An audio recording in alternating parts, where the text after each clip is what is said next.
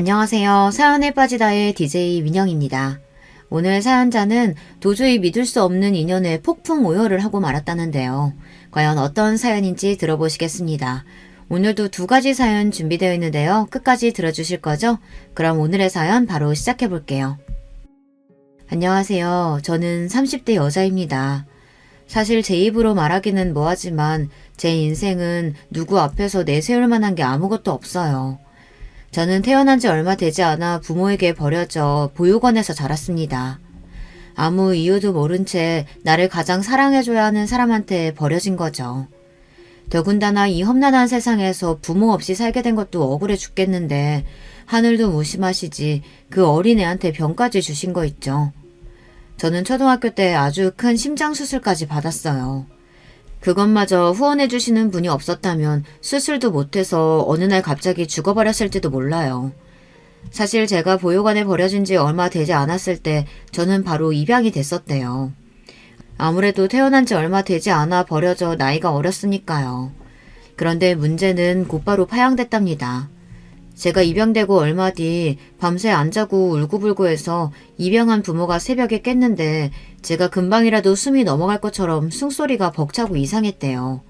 그래서 입양한 부모가 놀라서 저를 병원에 데리고 가서 이것저것 다 검사를 했는데 저에게 문제가 있었던 거죠.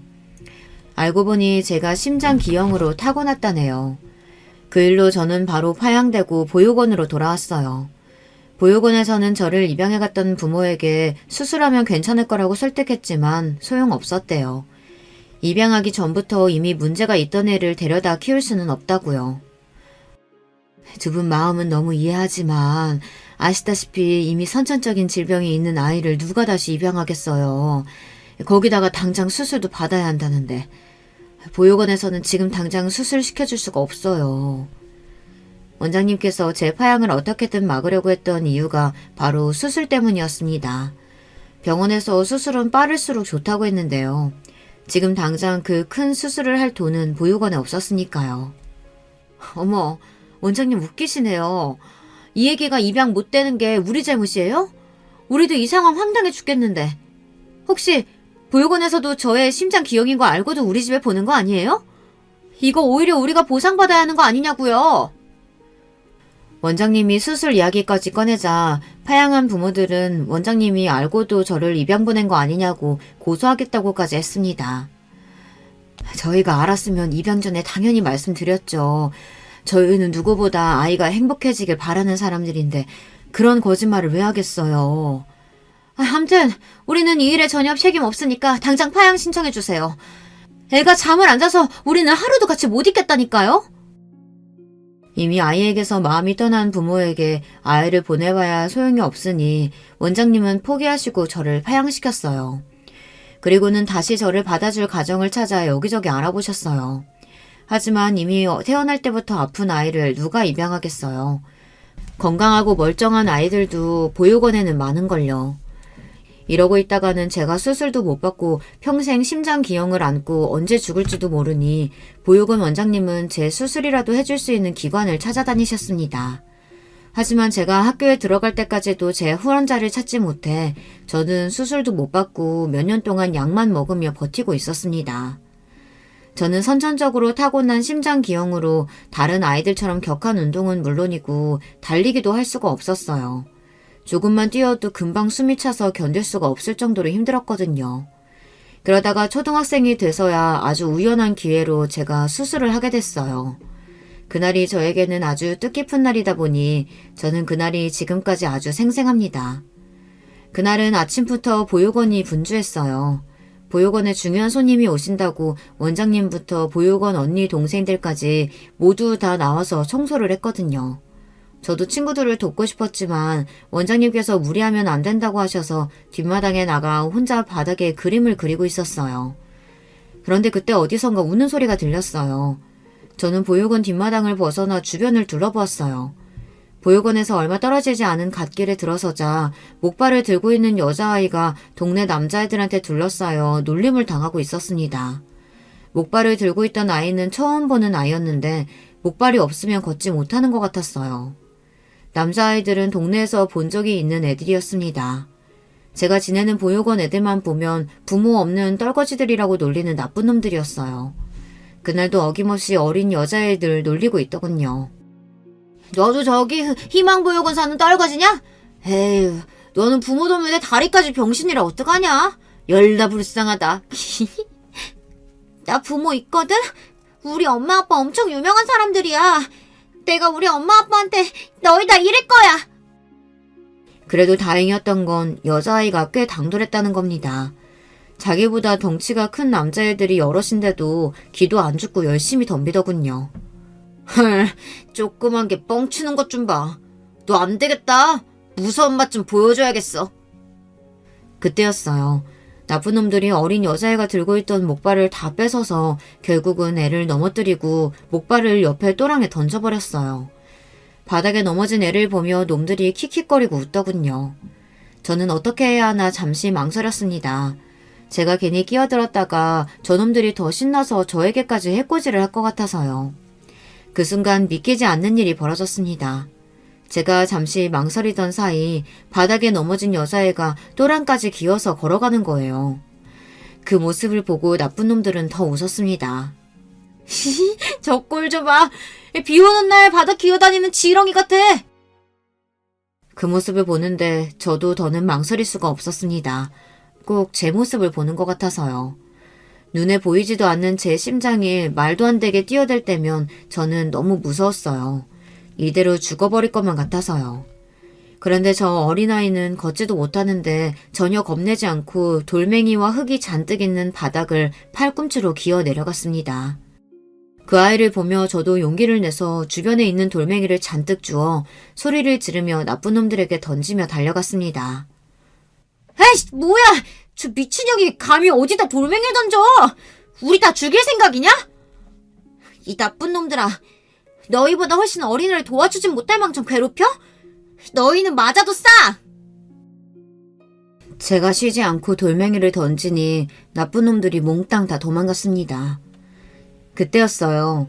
여자애가 어디로 갔나 주변을 둘러보았는데 애가 또랑에 빠진 채로 울고 있었습니다. 도랑이 깊지는 않았지만 아이 발이 돌틈에 꼈는지 움직이지를 못하더라고요.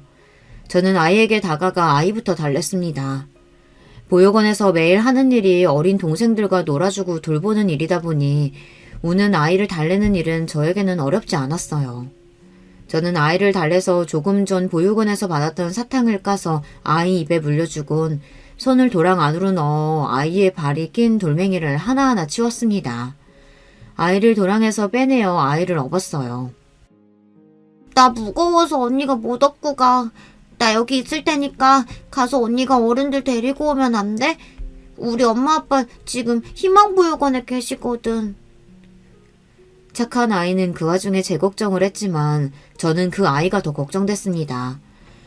목발을 뺏기고 도랑에 빠진 이 상황만으로도 힘들 텐데 혼자 두고 가면 너무 서러울 것 같아 그냥 그렇게 둘 수는 없었어요. 괜찮아. 여기만 빠져나가서 5분만 걸어가면 바로 보육원이야. 내가 업어줄 테니까 걱정하지 마. 저도 나이가 어렸는데 어디서 그런 패기가 나왔는지 몰라요. 저는 어떻게든 그 아이를 데리고 보육원으로 가야겠다는 생각밖에 없었습니다. 그래도 사람이 죽으라는 법은 없나 봅니다. 제가 아이를 간신히 업고 갓길로 올라왔는데 아이를 찾으러 온 어른들이 놀란 얼굴로 달려와 저와 아이를 데리고 보육원으로 갔어요. 제가 도랑에서 구해준 아이는 보육원에 봉사를 온 부모님을 따라온 아이였어요. 그 아이의 부모는 아이를 보자마자 놀라 안았습니다. 그때 아이가 저를 손가락으로 가르치며 제가 도와줬다고 했어요. 나쁜 놈들한테 돌을 던져주고 도랑에서 끄집어내줬다고요. 그 아이의 어머니라는 사람이 저에게 달려와 제 손을 꼭 잡아주었습니다. 그러면서 제 이름을 물어보시더라고요. 제가 제 이름은 서윤경이라고 대답했더니 제 이름을 꼭 기억하겠다고까지 하셨어요. 저는 그 아줌마의 얼굴을 보는데 조금 놀랐습니다. 제가 한 일이 별일도 아닌데도 그렇게까지 눈물을 흘리며 고맙다고 하시는 걸 보니 역시 부모는 아이가 다치면 저렇게 놀라고 슬퍼하는 거구나 이런 걸 깨달았어요. 우리 애가 태어날 때부터 걷지를 못해서 친구도 없고 매일 혼자였는데 너처럼 좋은 언니 만나서 정말 다행이야. 오늘 너 아니었으면 우리 딸 정말 큰일 날 뻔했어. 고맙다 서경아. 그 순간 괜히 저도 모르게 목발을 한 아이가 부럽더군요. 저에게도 저런 부모가 있었으면 좋겠다 싶어서요. 저를 낳아주신 부모는 제가 아픈지 어쩐지도 모르고 저를 버리셨는데 저 부모에게는 걷지 못하는 자식을 걱정하고 아끼는 모습이 그대로 느껴졌어요. 그런데 그날 저에게도 기적과도 같은 일이 벌어졌어요. 제가 도와줬던 그 아이의 아버지라는 사람이 우리 보육원에 매년 큰 기부금을 후원해 주시는 회사의 대표라네요. 저를 안아줬던 아줌마가 그 대표의 아내고요. 원장님께서 얼핏 그 부모에게 저의 이야기를 했는데 제 사연을 안타깝게 여겼던 그 아이 부모님께서 제 수술을 지원하기로 하셨다고 하더라고요. 정말 잘됐다, 잘됐어. 이제야 하늘이 널 좀 도우시나 보다.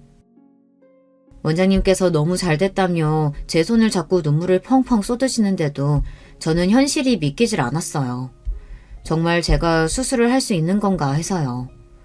저는 그날 그 아이의 부모님 덕분에 심장 수술을 받았습니다. 저는 그 수술로 건강한 심장을 되찾았어요. 그 수술 덕분에 심장만큼은 평범한 사람이 될 수 있었습니다. 심장 수술 끝나고 회복한 뒤 제 수술을 지원해주신 분들에게 감사 인사라도 전하려고 했는데 그때는 이미 그 가족이 큰아들 유학 문제와 여자아이의 다리 치료를 위해 미국으로 가버렸다는 이야기를 나중에서야 들어 그 이후에는 만날 수가 없었습니다. 그래도 저는 평생 그분들에게 감사하는 마음으로 살았어요. 그분들의 지원이 아니었다면 저는 지금처럼 숨도 못 쉬고 살았을 수도 있으니까요. 심장 수술에 제 모든 운을 다 쏟아부었는지 그 이후로는 저에게 큰 행운이 없었어요. 수술을 잘 받고 회복했는데도 저는 입양이 되지 않아 19살까지 보육원에서 자랐습니다.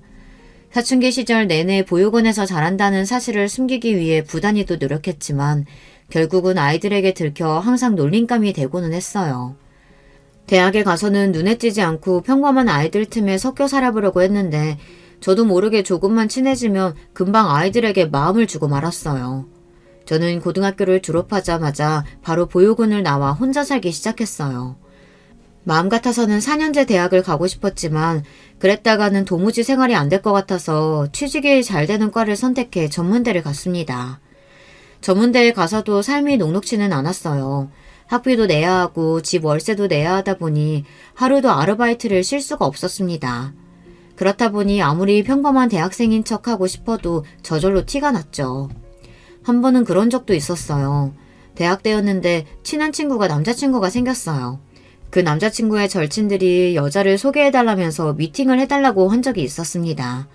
그런데 얼마 뒤 그 친구가 저만 쏙 빼고 다른 친구들은 다 데리고 미팅에 나가겠다고 했어요. 그 친구는 제 아르바이트 시간을 맞출 수가 없어서 어쩔 수 없었다고 했습니다. 저는 그 말을 철석같이 믿었어요. 그 정도로 친한 친구였으니까요. 그런데 얼마 뒤 우연히 제가 없는 자리에서 친구들끼리 하는 이야기를 들었는데 그 친구가 생각지도 못한 말을 하더라고요. 나도 웬만하면 석영이도 데려가고 싶었지. 근데 남친이 보육원에서 자란 애를 자기 친구들한테 소개하기 좀 그렇다는 거야. 그런 소리를 석영이한테 할 수도 없고. 그래서 나도 어쩔 수 없이 아르바이트 핑계 댄 거라니까. 너희들도 석영이 앞에서 꼭 비밀로 해. 알았지? 저는 친구가 한 말이 내내 마음에 걸려서 그날 수업에 들어가지도 못했어요. 친구들 앞에서 저는 전혀 모르는 척 미팅 잘 다녀오라고 해야 하고 그 친구들도 제 앞에서 애써 거짓말을 해야 하는 상황이 너무 싫었거든요. 그날처럼 제가 초라하게 느껴졌던 날이 없었습니다. 그 전까지는 제가 고아이고 보육원에서 자랐어도 누구보다 밝고 긍정적으로 살았다고 자부할 수 있었는데 그날 이후부터는 많이 달라졌어요. 저를 아끼고 좋아하는 사람들은 저를 이해하고 좋아할지 모르겠지만 그렇지 않은 사람들은 저를 볼 때 고아라는 편견으로 가득한 눈으로 보고 있을지도 모르니까요. 그러다 보니 누군가 좋아지거나 관심이 생겨도 제가 먼저 다가가서 말을 걸거나 친해지려고 노력도 하질 않았어요. 결국엔 제가 상처를 받을 것 같아서요. 20대 때는 몰랐는데 30이 넘어가자 주변의 친구들이나 직장 동료들이 하나둘 시집을 가기 시작하더라고요. 결혼을 안 한 친구들이나 동료들도 부모님께서 슬슬 결혼하라고 잔소리를 한다고 하시더라고요. 그러면서 친구들은 만나기만 하면 저에게도 결혼 생각이 없냐고들 물었어요. 넌 우리보다 직장 생활도 빨리 시작해서 돈도 많이 모았을 텐데 혼자도 오래 살아서 외로울 텐데 결혼하고 싶지 않아? 나야 항상 혼자였는데 이제 와서 외롭기는 뭐. 그리고 어떤 남자가 나랑 결혼 같은 걸 하고 싶겠어. 저는 입에 붙은 말이 누가 나랑 결혼하겠어 라는 말이었습니다.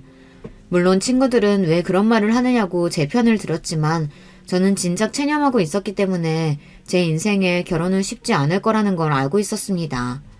사람들이 다들 겉으로는 고아가 어떻냐, 그게 네 잘못이냐 쉽게들 말하지만 현실적으로는 주변 지인들만 해도 처음엔 제가 고아라는 사실을 모르다가 나중에 제가 고아라 보육원에서 자랐다고 하면 80% 정도는 다들 당황해서 말을 못해요. 나머지 20%는 그럴 줄 알았어 라는 반응이고요. 아무래도 몇 년씩 알고 지내는 사이다 보니 제가 평소에 부모님 이야기를 전혀 하지도 않고 일찍부터 혼자 살았으니 예상하는 지인들이 있더라고요. 에이, 네가 어떻다고 그런 소리래. 부모님 안 계신 거야 네 잘못도 아닌데 그걸 가지고 뭐라고 하는 집안 남자하고는 애초에 시작을 안 하는 게 맞지. 다들 제 생각을 해서 현실은 그렇지 않다고 저에게도 좋은 사람이 찾아올 거라고 하지만 제가 직접 겪은 바에 의하면 그렇지 않습니다. 다들 그냥 겉으로는 듣기 좋은 소리만 하는 거예요. 왜 이렇게 비관적이냐고요? 여러분도 저처럼 살아봤다면 제가 왜 이러는지 아실 거예요. 동화 속에 보면 부모 없는 애들이 참 많이 나오잖아요. 어릴 때는 그게 좋았어요. 나만 부모가 없는 게 아닌 것 같기도 하고 저도 주인공이 될 수 있는 것 같아서요. 그런데 점점 클수록 그게 아니라는 걸 알게 됐습니다. 부모 없는 아이들은 언제나 보호받지 못하다 보니 항상 고난과 시련이 알아서 따라다녀요. 그런 고난을 스스로 극복하고 사는 모습을 보는 걸 사람들이 좋아하는 거죠. 막상 당사자들은 죽을 맛인데 말이죠. 제가 그랬습니다. 언제나 고난과 시련이 따르지만 스스로 해결하고 극복해야만 했어요. 그렇지 않으면 딱히 방법이 없으니까요. 저는 졸업과 동시에 취직해서 쉬지 않고 열심히 일했습니다.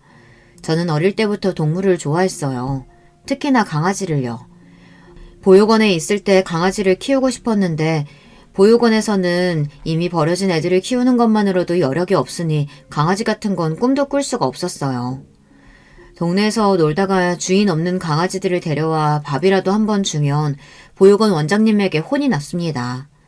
보육원을 나와서는 저 혼자서도 먹고 살 형편이 안 되니 당연히 키울 수가 없었고요. 그래서 반려동물 관련 전문대를 나와서 동물보건사 자격증을 땄어요. 그 자격증만 있으면 바로 동물병원 간호사로 취직이 된다고 해서요. 저는 동물병원 여럿을 옮겨다니며 일했습니다. 그러던 중 여러 병원에서 부당한 일을 당하기도 했어요. 동물병원 옆에 펫숍을 같이 운영하는 병원에서 근무한 적이 있습니다. 동물병원 원장님 아내가 바로 병원 옆에서 펫숍을 운영하고 있었어요. 더군다나 그 원장 아내는 병원 근처에서 강아지 카페도 운영하고 있었어요. 처음엔 규모가 큰 병원인 것 같아 월급 밀릴 일은 없겠구나 싶어 좋아서 들어갔습니다. 사실 그 전 병원에서는 원장이 이상한 사람이라 월급을 밀린 적도 있었거든요. 자꾸 하루 일틀씩 월급을 밀리더니 한 번은 일주일이 지나도 말이 없길래 왜 월급을 안 주시냐고 따진 적이 있었어요. 그랬더니 대뜸 그 원장이 재수없는 소리를 하더라고요. 집도 없고 부모도 없는 게 불쌍해서 데리고 있어줬더니만 고마운 줄을 모르네. 너처럼 듣보잡대학 나온 무식한 년을 누가 써준다고 그래. 써줄 때 입 닥치고 있어. 그거 월급 금방 줄 테니까. 고아로 살면서 별의별 소리를 다 듣고 별의별 취급을 받으면서 살았지만 이런 경우는 또 처음이었어요. 돈을 안 준 건 본인이면서 부끄러운 줄도 모르고 오히려 저에게 큰 소리를 치더라고요. 월급을 밀렸으면 먼저 미안하다고 사과부터 해야 되는 거 아니에요?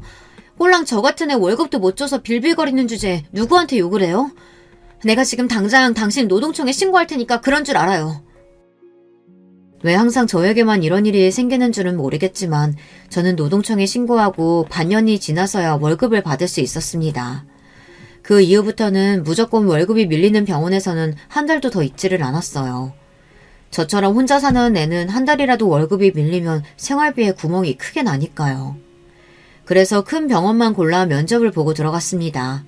그런데 그 병원은 월급은 밀린 적이 없지만 병원 자체가 이상한 병원이었어요. 제가 의사는 아니지만 동물병원에 오래 있어봐서 많은 걸 알아요. 그런데 원장이 좀 과잉 진료를 하는 것 같더라고요. 거기다가 병원에다가 꼭 반려견을 버리는 사람들이 있어요. 대부분 강아지가 아프니까 입원시켜놨다가 병원비가 없어서 데리러 오지를 않는 거죠. 그런 강아지들은 데리고 있다가 주인과 연락이 안 되면 지자체의 유기견 보호센터에 대부분 연락해서 데려가게 해요. 그것도 거의 제 업무였죠. 그런데 이 병원은 원장이 그 업무를 했어요. 본인이 알아서 하겠다고 하고 다음날 출근하면 그 강아지가 항상 없더라고요. 저는 당연히 원장이 어련히 알아서 하겠거니 했는데 몇 달 근무해보니 그게 아닌 것 같더라고요. 제 추측이겠지만 펫샵을 운영하는 원장 아내가 알아서 팔아먹은 것도 같고 애견 카페나 다른 곳으로 보내는 것도 같았어요. 저는 증거를 잡을 수가 없으니 추측만 하고 있을 뿐이었습니다. 그러던 어느 날이었어요. 병원에 자주 오는 손님이 있었는데 그 손님이 퇴근이 늦었다면서 늦은 시간에 강아지를 데리고 왔어요. 강아지가 며칠 전부터 밥도 안 먹고 끙끙거린다고요. 원장은 단순 감기 같다면서 오늘은 늦었으니 영양제 마치고 하루 입원시켰다가 내일 오전에 데려가라고 했습니다. 그 손님이야 자주 강아지를 데려왔던 손님이니 원장을 믿고 강아지를 맡기고 갔죠. 그리고 원장은 저에게도 퇴근 시간이 지났으니 먼저 퇴근하라고 했습니다. 자기가 영양제 주고 잠깐 지켜보다가 퇴근한다고요. 저는 알겠다고 하고 퇴근했습니다. 그런데 하필이면 그날 제가 병원에 핸드폰을 두고 퇴근한 거예요. 저는 가다가 핸드폰이 없다는 걸 알아채고 바로 다시 병원에 갔습니다. 그런데 아직 병원에 불이 켜져 있더군요. 슬쩍 문을 열고 들어가서 핸드폰만 가지고 나올 생각이었어요. 원장님은 아직 강아지를 돌보고 계신 것 같아서요. 그런데 그때 믿기지 않는 말을 듣고야 말았습니다. 언제 왔는지 원장 아내가 와 있더라고요. 아, 이거 완전 정통 혈통이라 판다고만 하면 가격 원하는 대로 받을 수 있을 텐데. 그러다가 걸리면 어쩌려고. 그 손님 부잣집 아들이라며 강아지 잃어버리고 가만히 있겠어? 소송이라도 당하면 어떡해. 그러니까 확실히 해야지. CCTV 딱 보이는 데서 애 도망치게 하고 바로 근처에서 잡아야지. 저는 순간 너무 놀라서 하마터면 헉소리를 낼 뻔했습니다. 원장이랑 원장 아내가 항상 뭔가 의심스럽고 꺼림칙하긴 했더니만 이런 짓을 하고 있었어요. 지금까지 병원에 유기된 강아지들을 몰래 팔아버린 것도 모자라서 손님 강아지를 빼돌려서 팔아먹기라도 하려고 했나 봐요. 저는 아무래도 안 되겠다 싶어 바로 진료 차트를 찾아 강아지에게 전화했습니다. 원장이 강아지를 몰래 빼돌리려고 하는 것 같으니 지금 당장 병원으로 와달라고 했습니다. 저는 병원 앞에 숨어서 원장과 원장 아내가 하는 짓을 감시하고 있었어요. 그런데 그때 병원 건너편에 수상한 검은색 봉고차가 한 대 도착했어요. 그러더니 차 안에서 마스크를 한 웬 남자들이 장갑을 끼고 서 있었어요. 아무래도 강아지가 병원에서 나오면 잡으려는 것 같았죠. 저는 곧바로 핸드폰을 꺼내 그 모습을 사진으로 찍었어요. 그때였어요.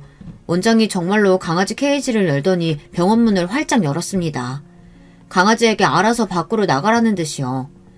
강아지가 케이지를 걸어 나오려던 그 순간 제 전화를 받은 강아지 주인이 나타나 병원 안으로 황급히 들어가 강아지를 안았습니다. 그리고는 원장에게 소리를 질렀어요. 간호사에게 다 들었다. 지금 뭐 하는 거냐고 말이죠. 원장은 아니라고 실수로 잠깐 케이지를 연 것뿐이라고 강아지가 나가지도 않았는데 무슨 소리를 하는 거냐고 딱 잡아댔습니다. 그 순간 아무래도 안 되겠다 싶어 제가 나섰습니다. 제가 바로 조금 전 들은 이야기를 했어요. 그러자 원장은 당황하면서 오히려 저더러 이상한 애라고 몰아세우더라고요. 이 일은 그냥 넘어가지 않을 거니까 당신들 각오해요. 그날 일로 강아지 주인은 동물병원을 고소했습니다. 그 사건은 커져서 결국은 병원 문까지 닫게 되고 말았습니다. 그때 저도 병원까지 잘리고 동물병원 소송일에 바빴어요. 제 생각이 맞았습니다. 그 원장이 계속 유기견을 팔아먹고 다른 병원에 있을 때 손님들 강아지를 몇 번이나 빼돌린 게 들통났어요. 그 일로 원장은 죗값을 치렀지만 저는 직장을 잃고 업계에서 소문나서 다른 병원에 취직도 안 됐어요. 하지만 꼭 나쁜 일만 있었던 건 아니에요. 그때 제가 도와준 그 강아지 주인과 인연이 돼서 연애를 시작했거든요. 남자친구는 저처럼 정의롭고 용감한 사람은 본 적이 없다면서 첫눈에 저에게 반했다고 했어요. 저와 남자친구는 그렇게 만나 연애를 시작한 거예요. 서로 사는 환경, 조건도 모든 게 다 달라도 저와 남자친구는 비슷한 점도 많았어요. 동물을 좋아한다는 거 말고도 꽤 많은 것들이 잘 맞았습니다. 그래서 연애하는 동안 한 번도 안 싸우고 잘 지냈어요. 남자친구도 지금까지 살면서 저처럼 잘 맞는 여자는 처음이라고 할 정도로 저희는 잘 맞았습니다. 그런데 언제나처럼 제 인생은 생각지도 못한 일의 연속이었습니다. 며칠 동안 속도 좋지 않고 자꾸 잠만 쏟아지길래 왜 그러나 했는데 제가 임신을 했더라고요. 임신 사실을 알자마자 저는 눈물을 쏟았어요. 남들은 기뻐서 흐르는 눈물이겠지만 저는 아니었습니다. 당시 남자친구를 많이 사랑하고 있었지만 결코 아이를 원한 건 아니었어요. 결혼도 마찬가지고요. 제 주제에 무슨 결혼을 하겠어요. 부모도 없고 제대로 된 직업도 없는 여자와 연애해야 할 수는 있을지 모르지만 결혼까지 하고 싶은 남자가 어디 있겠어요. 거기다가 그런 며느리를 반가워할 시댁도 없을 거고요. 저는 고민 끝에 남자친구에게 임신 사실을 이야기했습니다. 저는 임신 사실을 이야기하면서도 마음의 준비를 했어요. 남자친구가 어떤 반응을 보이던지 실망하거나 속상해하지 말자고요. 며칠 전부터 속도 미식거리고 잠도 잘 못 자서 병원에 갔다 왔는데 나 임신이라네. 저는 그렇게 마음의 준비를 하고도 남자친구의 눈을 똑바로 볼 수가 없었어요. 남자친구가 좋은 사람이라는 거야 잘 알지만 계획지도 않은 임신이 됐으니 남자친구도 당황할 것 같아서요. 남자친구의 당황한 얼굴을 보는 게 겁이 났습니다. 그런데 남자친구의 반응은 의외였어요. 정말? 와, 어떡해. 너무 좋아. 내가 철이 없나 봐. 자기는 힘들 텐데 나는 생각 없이 그냥 마냥 너무 기뻐. 너 닮은 딸이었으면 너무 좋겠다. 남자친구는 주변에 사람들이 있는데도 아랑곳하지 않고 신나서 자리에서 폴짝 뛰어댔어요. 그러면서 저에게 고맙다며 안아주었습니다. 저는 어안이 벙벙했어요. 남자친구 말이 맞아요. 남자친구는 참 철이 없었습니다. 평소에도 고민이나 걱정 없이 해맑은 사람이라는 건 알았지만 이 정도일 줄은 몰랐어요.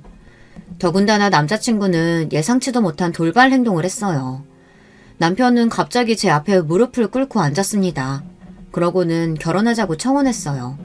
주변에 있던 사람들이 모두 다 소리를 지르고 박수를 쳤지만 저는 마냥 웃을 수가 없었습니다. 저는 최악을 상상하고 있었어요. 제가 임신한 채로 남자친구와 결혼한다면 사람들은 모두 저를 아이를 앞세워 결혼한 여자로 볼 거예요. 최근에 남자친구가 아버지 회사에서 경영 수업을 받고 있다는 소리를 들은 적이 있습니다. 남자친구는 아무리 생각해도 저랑 결혼까지 할 수 있는 남자가 아니었어요.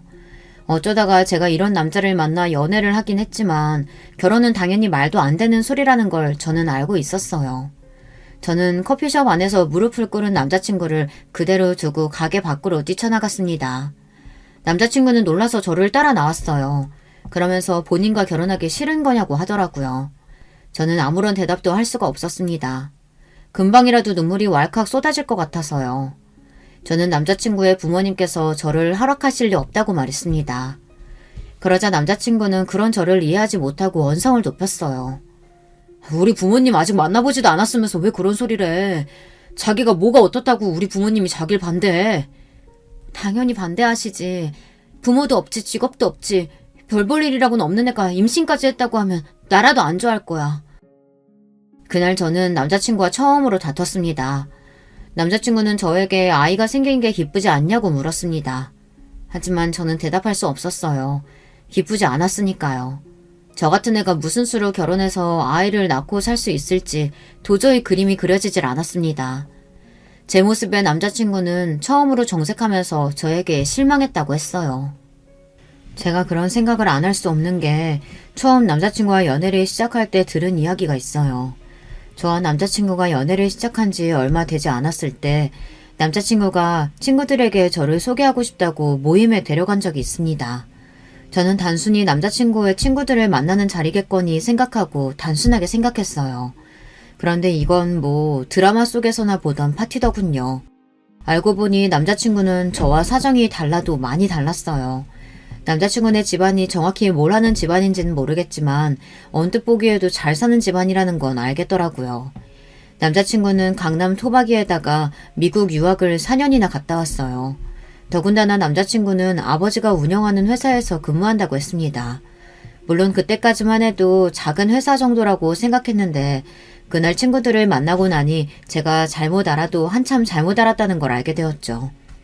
모임 자리에 온 친구들은 모두 남자친구가 어릴 때부터 함께 어울려 다녔던 친구들이에요. 남자친구가 잠깐 자리를 비운 사이 친구들이 저에게 다가와 인사를 하는데 다들 대단한 사람들이더군요. 저는 놀라서 명함도 못 내밀겠더라고요. 다들 내노라 하는 집안의 자식들인데다가 하는 일들도 다들 전문직 아니면 사업을 하고 있었어요. 거기다가 학벌까지 다들 좋았습니다. 서울의 명문대도 아니고 외국에서 대학을 나온 사람들도 많더라고요.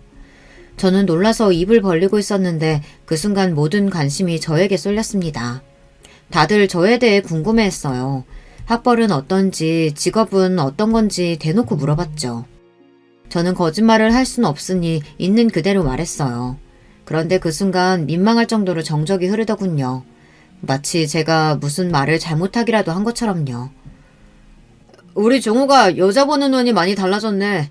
곧 아버지 사업도 물려받는다더니 이러다가 안 물려주신다고 할 수도 있겠는데?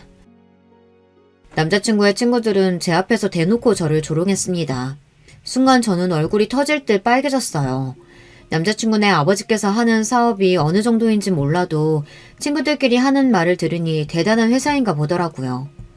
아이, 너는 여자친구분 놀라시게 무슨 그런 말을 하고 그래. 원래 재벌가 왕자님한텐 이런 러브스토리 정도는 있어줘야지. 안 그러냐? 친구들끼리 낄낄거리며 웃는데 저는 혼란스럽기만 했습니다. 그때 남자친구가 나타나지 않았으면 저는 그 자리에서 꿀먹은 벙어리 마냥 바보처럼 서 있었을 거예요. 남자친구는 아직도 그날 일을 몰라요. 제가 남자친구한테 말하지 않았거든요. 제가 뭐라고 저 때문에 친구들과의 사이를 망치게 하고 싶진 않았어요. 그날 이후 저는 남자친구와 헤어져야 하나 생각하기도 했습니다. 사실 그때야 만난 지 얼마 되지 않았을 때다 보니 둘 다 눈에 콩깍지가 생겨서 모르는 거지 현실적으로 미래를 꿈꿀 수 없다는 것 정도는 이미 알고 있었거든요. 그런 상황에서 제가 임신을 해버렸으니 저는 당혹스러울 수밖에 없었어요. 그런데 얼마 뒤 생각지도 못한 일이 벌어졌어요. 그날 이후 남자친구는 결혼을 서두르자고 했어요. 부모님께 말씀드렸다고요. 부모님께서 저를 궁금해하신다며 서둘러 인사를 가자고 했습니다. 저는 남자친구에게 말하지 못했지만 사실 두려웠어요. 저는 그런 사람이었습니다. 남자친구의 부모님을 만나기도 전에 미리부터 겁을 먹고 도망치고 싶었습니다. 거기다가 남자친구네 집은 제가 생각한 것보다 훨씬 더 부자였습니다. 드라마 속에나 나오는 재벌집 같았어요. 그런데 남자친구 부모님의 반응은 제 생각대로였어요. 제가 온다는 사실을 알고 있으시면서도 약속한 시간이 지날 때까지 부모님은 나타나질 않으셨어요. 남자친구도 이런 사실을 몰랐는지 당황해서는 부모님께 급하게 전화하더군요. 그리고는 부모님께 언성을 높이는 것 같았어요. 약속한 시간이 지났는데 왜 안 오시냐고요. 남자친구가 전화하고 나서도 1시간이 지나고 나서야 남자친구 부모님이 집에 돌아오셨습니다. 저는 잔뜩 긴장한 얼굴로 자리에서 벌떡 일어나 꾸벅 인사를 했습니다. 저는 너무 긴장해서 남자친구 부모님의 얼굴을 똑바로 바라보지도 못했어요. 안 그래도 바쁜데 무슨 대단한 사람이라도 온다고 빨리 오라고 호들갑이야. 딱 봐도 별 볼 일 없는 게 남자 하나 제대로 물어서 인생 역전하고 싶어 하는 건데. 바쁘니까 쓸데없는 소리 하지 말고 간단하게 하자. 저기 전현이 임신했다고? 엄마, 내 여자친구한테 전원이 뭐야? 너는 얌전히 있다가 아버지가 정해주는 여자랑 결혼해서 살라니까. 네 동생 그 꼴 당하는 걸 보고도 똑같은 짓을 또 하고 있니? 엄마, 내 여자친구는 달라. 내가 정말 좋아하는 여자라니까? 제발 나 한 번만 믿어주세요. 저를 보자마자 위아래로 훑어보는 시어머니의 눈빛이 너무 날카로워 금방이라도 저를 뚫어버릴 것 같았습니다. 거기다가 목소리는 얼마나 매서운지 저는 무서워서 고개도 제대로 들 수 없었어요. 그런 모습에 남자친구는 애써 제 편을 들었지만 하나도 귀에 들어오지 않았습니다. 오로지 저를 노려보는 시어머니의 눈빛만이 눈을 질끈 감아도 보였어요. 그때였습니다. 시어머니는 손가락 하나를 까딱 하시더니 뒤에 있던 비서를 부르셨어요. 그러더니 하시는 말씀이 충격적이었습니다. 믿기는 개뿔. 난 개뿔도 없는 것들 절대 안 믿어. 저 순진한 얼굴 하고 와서 뒤로는 무슨 짓거리를 하는지 알게 뭐야. 차라리 집안 좋고 싸가지 없는 게 100번 낫지. 김비서, 전현 신상 받아가서 전현에 대해서 싹 다 알아봐. 병원 의료기록까지 싹 다. 지금 당장. 시어머니는 저를 절대 믿을 수 없다며 저의 신상을 가지고 가서 싹 다 조사하라고 했습니다. 심지어 병원 기록까지 다 알아오라고 했어요. 남자친구는 아버지에게까지 전화해서 어머니를 말려달라고 했지만 소용없었어요. 아버지도 어머니가 하시는 일을 말릴 생각이 없다고 하셨습니다. 남자친구는 저에게 연신 이런 일을 당하게 해서 미안하다고 사과했어요. 저는 그때부터 아무 말도 할 수가 없었습니다. 어차피 남자친구의 부모님은 저와 남자친구를 결혼시킬 생각이 없으시니 무슨 수를 써서든 저와 남자친구를 찢어놓으실 것 같았어요. 차라리 잘 됐는지도 모르겠다는 생각까지 들었습니다. 이렇게 된 이상 저도 남자친구를 포기하고 헤어지기 더 쉬울지도 모르겠다 싶어서요. 저는 눈을 질끈 감고서 여기서 어떤 일을 당하든 상처받지 말고 아이만은 지켜내 혼자라도 키우자 마음먹었습니다. 남자친구와는 애초에 서로 맞지 않는 조건이라는 걸 알고 있었으니까요. 그런데 잠시 후 믿기지 않는 일이 벌어졌습니다. 시어머니의 비서라는 남자가 저에 대해 조사를 다 마쳤는지 웬 서류 봉투를 시어머니에게 건넸어요. 그 서류 봉투를 보는데 저는 저도 모르게 큰 죄라도 지은 사람처럼 침이 꼴딱 넘어갔습니다. 아이씨구, 사원대? 이거 뭐 전문대 그런 거니? 난 태어나서 처음 들어보는데 이것도 대학이라고. 도대체 어디 붙어있는 대학이야? 보육원? 너 심지어 보육원 출신이야? 잠깐. 너 이름이 윤석영? 30분 만에 저에 대한 조사를 끝낸 어머니는 하나하나 읽으며 무시하시더니만 갑자기 제 이름을 보고 소리를 지르셨어요. 시어머니는 봉투에 적힌 내용을 보시더니 순간 눈이 휘둥그레졌습니다. 마치 못 볼 걸 보기라도 한 사람처럼요. 그 모습을 보는데 저까지 긴장해서 손에 땀이 찼습니다. 도대체 뭐라고 적혀있길래 저러시나 싶어서요. 엄마, 사람 앞에다 두고 지금 뭐 하는 거야? 도대체 뭘 보고 그래? 남자친구와 어머니 손에 들린 서류 봉투를 뺏으려고 하자 어머니께서는 놀라 봉투를 꽉 쥐었습니다. 그러더니 조금 전과는 확연히 달라진 얼굴로 저를 바라보셨어요. 네 이름이 윤석영 맞아? 정말 희망보육원 윤석영 맞냐고? 어머니의 눈동자가 얼마나 세차게 흔들리는지 순간 저도 말문이 턱하고 막히고 말았습니다. 어머니의 목소리가 얼마나 큰지 주변에 있던 사람들은 물론이고 방에 있던 남자친구의 동생까지 무슨 일이냐고 놀라서 거실로 나왔습니다. 그 순간 저도 놀라고 말았어요. 방에서 나온 남자친구의 동생이 어딘가 낯이 익었거든요. 엄마, 무슨 소리야? 희망보육은 윤석영이라니? 설마 나 어릴 때 구해줬던 그 언니 말하는 거야? 너는... 세상에 어떻게 이런 일이 있을 수 있을까요? 세상이 아무리 좁다고 해도 저에게 이런 일이 일어날 줄은 꿈에도 몰랐습니다. 남편의 어머니와 여동생은 제가 아는 사람들이었어요. 바로 제가 어릴 때 보육원에 있을 때 저의 심장 수술을 시켜줬던 그 가족이었어요. 남자친구의 여동생이 바로 그 어린 날 나쁜 놈들에게 목발을 빼앗겨 바닥에 넘어졌던 바로 그 친구였습니다. 저는 놀라서 눈을 비볐어요. 남자친구의 어머님도 놀라셨는지 서류를 한 번 더 확인하셨어요. 제가 심장 수술을 받았던 기록까지 확인한 어머님은 놀라서 저에게 달려왔습니다. 그러더니 눈물을 펑펑 쏟으시며 저를 안아주셨어요. 그래, 그때 그 석영이, 어머, 내가 어떻게 너를 못 알아볼 수가 있지? 이게 다 무슨 말이야? 옛날에 너 구해줬던 초등학생이 석영이란 말이야? 그렇다니까. 이 언니 아니었으면 나 그날 도랑에 빠진 채 몇 시간을 혼자 있었을지도 몰라. 남자친구도 그날 일을 이야기로만 들었지 그 이후 바로 미국으로 가버렸으니 그 이야기 속 여자아이가 저일 거라고는 생각도 못했어요. 그럴만하죠. 저도 그때 일을 잊고 산 지 오래됐으니까요. 미안하다 석영아. 내가 너를 미워해서 이렇게 모질게 군 게 아니야. 내가 원래 이런 사람이 아닌데 나이 들수록 사람한테 데이다 보니 이 세월이 나를 이렇게 나쁜 사람으로 만들었구나. 어머니는 저에게 바로 사과하셨어요. 절대 제가 고아이고 전문대를 나왔다고 무시하려던 게 아니랍니다. 단지 저의 조건만 보고 제가 당신의 아들을 이용하려고 한다고 생각하셨대요. 예비 시어머니께서 저에게 그렇게 모질게 구신 이유가 있더군요. 바로 얼마 전에 시댁에 믿을 수 없는 일이 있었대요. 남자친구에게 여동생이 하나 있어요. 제가 어릴 때 보육원 앞에서 도와줬던 바로 그 동생이요. 그 동생이 다리 치료를 받기 위해 미국에 다녀온 뒤 완전히 걸을 수 있는 건 아니지만 그래도 전보단 근육이 더 좋아져서 손을 자유롭게 사용하고 집에서는 보조기구를 이용해 생활할 수 있을 정도로 좋아졌더라고요. 덕분에 대학을 졸업하고 취직도 해서 집안에서 재택근무도 하고 있었어요. 그러면서 한국에서도 꾸준히 계속 재활을 받았고요.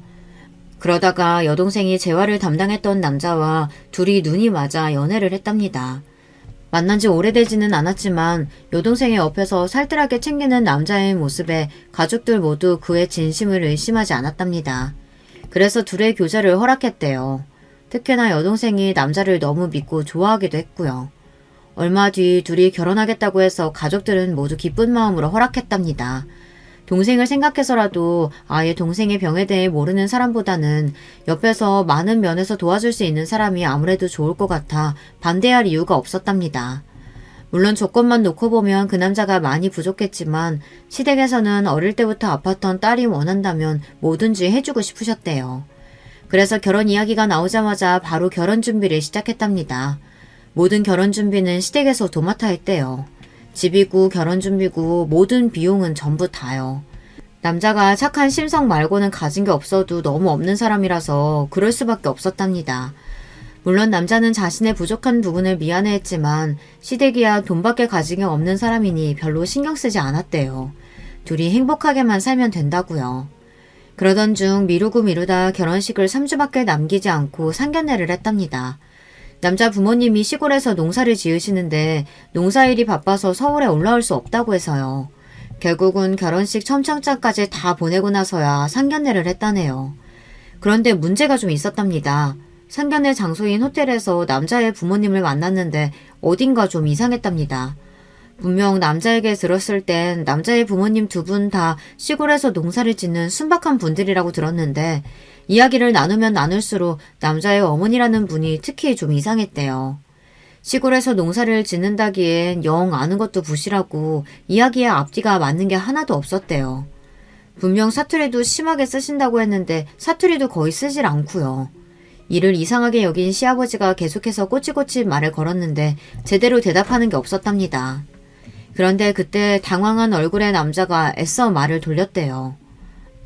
어머니께서 평생 시골에서 농사만 지으시느라 이렇게 좋은 호텔에 고급스러운 식사 해보시는 게 태어나서 처음이다 보니 아무래도 긴장하셨나 봐요. 장인 장모님께서 조금만 이해해 주세요. 그래, 그러실 수 있지. 식사들 좀 하세요. 남자는 애써 말을 돌렸지만 평생 그 큰 회사를 운영해 오신 시아버지께서 이상하다는 낌새를 못 알아차리셨을 리 없었죠. 아무래도 안 되겠다 싶으셨는지 시아버지께서 비서를 시켜 남자의 집안을 캐보라고 시키실 참이었나 봐요. 그런데 그럴 필요도 없이 그날 모든 진실이 밝혀졌습니다. 일 때문에 상견례 장소에 늦게 도착한 남자친구가 잠깐 화장실에 들렀는데 화장실 옆 복도에서 소란스러운 소리가 들렸답니다. 남자친구가 이상해서 복도에 들어서자 익숙한 남자가 보였답니다. 그런데 그 남자가 나이가 지긋하신 여자분을 위협하며 소리를 지르고 있었대요. 아줌마, 연기 똑바로 안 하면 돈 못 받을 줄 알라고 분명히 말했지. 근데 일을 이따구로 해? 저 사람들이 얼마나 대단한 사람들인데 당신들 이상하고 눈치 못 챘을 것 같아? 당신들 때문에 내 결혼 파토나면 책임질 거야? 책임질 거냐고! 나도 갑자기 연락받고 온 거라 준비를 못해서 그래요. 결혼식 날은 알아서 잘 할 테니까 걱정하지 말아요. 그러게 네가 약속한 돈부터 먼저 줬으면 이런 일 없었을 거 아니야. 연기 잘하는 예쁜 애들 돈 먼저 안 주면 안 움직인다니까. 저 병신 같은 년이 결혼 준비하게 돈 좀 달라니까 자꾸만 카드 주잖아. 안 그래도 식만 올리면 내 앞으로 사업체 하나 넘어올 거니까 걱정하지 마. 안 되면 이 호텔이라도 달라고 할 거니까. 남자친구는 자신의 두 귀로 듣고도 믿을 수가 없었답니다. 그동안 남자가 여동생에게 얼마나 잘했는지 바로 옆에서 봐왔던 남자친구다 보니 그게 다 거짓이었다는 걸 안 순간 눈이 뒤집혔던 거죠. 남자친구는 그대로 달려가 남자의 멱살을 붙잡고 박살을 내줬답니다. 그리고는 바로 사기죄로 남자와 부모로 위장한 사람들을 고소했다네요. 그런데 남자는 사기 전과가 이미 있는 사기꾼이었어요. 처음부터 여동생을 목적으로 시댁에 돌아왔던 겁니다. 다행히도 결혼 전에 모든 사실을 알게 돼서 그 인간들은 죗값을 치렀지만 그 일로 시댁 식구들은 모두 다 충격에 빠져 몇 년 동안 헤어나지 못했답니다. 그 이후 집안에 들이는 사람들은 모두 다 미리 뒷조사를 하고 채용했다네요. 그랬으니 시어머니께서는 저를 보고도 그렇게 하신 거죠. 그 이야기를 듣고 보니 모든 게 이해가 됐습니다. 아무리 그래도 내가 어떻게 석영이 너를 못 알아보니. 내가 네 이름만은 절대 안 잊어버린다고 약속까지 했는데. 괜찮아요. 그렇게 힘든 일을 겪으셨는데 당연히 아무도 못 믿으시겠죠. 저도 제 생명의 은인이신 분들을 까마득하게 잊고 살았어요. 죄송해요. 아니야. 내가 먼저 알아봤어야 했는데 우리가 미안해. 그렇게 수술비만 주고 미국으로 떠나버려서 내내 마음 쓰이고 미안했었는데 이렇게 건강한 모습 보니까 다행이다. 몸은? 아이까지 임신했는데 괜찮은 거야? 네, 지금은 너무 말짱해요. 뱃속의 아기도 건강하대요. 아유, 다행이다. 석영이 너는 아무 걱정하지 마. 이젠 우리가 옆에 있으니까 우리가 다 알아서 해줄게. 시어머니는 저를 와닥 껴안으며 눈물을 펑펑 쏟으시며 오열했습니다. 저는 지금 생각해도 어떻게 저에게 이런 일이 생길 수 있을까 싶어요. 남들은 세상 참 좁다 정도로만 생각할 수 있지만 저에게는 특별한 인연이었어요. 어린 시절 보육원에서 시어머니와 시누이를 만났던 일도 저에겐 너무 특별했고 어른이 되어 남편을 만나 아기를 가지게 된 것도 저에게는 너무나 행운이었어요. 저는 겉으론 항상 밝은 척 긍정적인 척하며 살았지만 사실 어린 시절부터 내내 고아에다 선천적으로 병까지 가지고 태어난 제가 참 재수도 없는 애라고 생각하며 살았습니다. 그래서 난 뭘 해도 외롭고 별 볼 일 없는 애로 살다가 아무도 모르게 이 세상에서 사라지게 될 거라고 여겼어요. 그런데 제가 잘못 생각해도 너무 잘못 생각한 거였더군요. 제 인생은 전혀 나쁘지 않았다는 겁니다. 저는 현재 저를 쏙 닮은 딸아이를 출산하고 조리원에 있습니다. 청담동에서 제일 유명한 조리원에 있어요. 저는 괜찮다고 했는데도 시어머니께서 아이 낳고 조리하는 게 제일 중요하다고 하셔서 못 이기는 척 들어왔어요. 그런데 너무 좋네요. 지금까지 살면서 이렇게 아무 생각도 안 하고 쉬면서 호강해 본 적이 있었나 싶어요. 가만히 누워있다가도 내가 이렇게 누워있는 게 맞나 불안하기도 하지만 그럴 때마다 시댁 식구들이 저에게 많은 위로와 격려를 해줍니다. 더군다나 제가 유기견 봉사에 관심이 있다는 걸 아시곤 시아버지께서 회사 내에 팀을 꾸려 기업 내에서 봉사할 기회를 만들어주셨어요. 제가 이런 특혜를 받아도 되는 건가 항상 고민이 돼요. 하지만 그럴 때마다 시어머니는 제 손을 꼭 잡아주십니다. 배려와 선의도 계속 받아봐야 익숙해지는 거야. 앞으로 석영이 너도 우리 집 식구니까 우리가 가진 거 누리는 거 다 네 거야. 그러니까 부담 갖지 말고 익숙해지렴. 저는 180도 달라진 제 인생을 즐기려고 노력하고 있습니다. 언제 또 저에게 시련이 닥칠지 모르지만 저는 겁나지 않아요.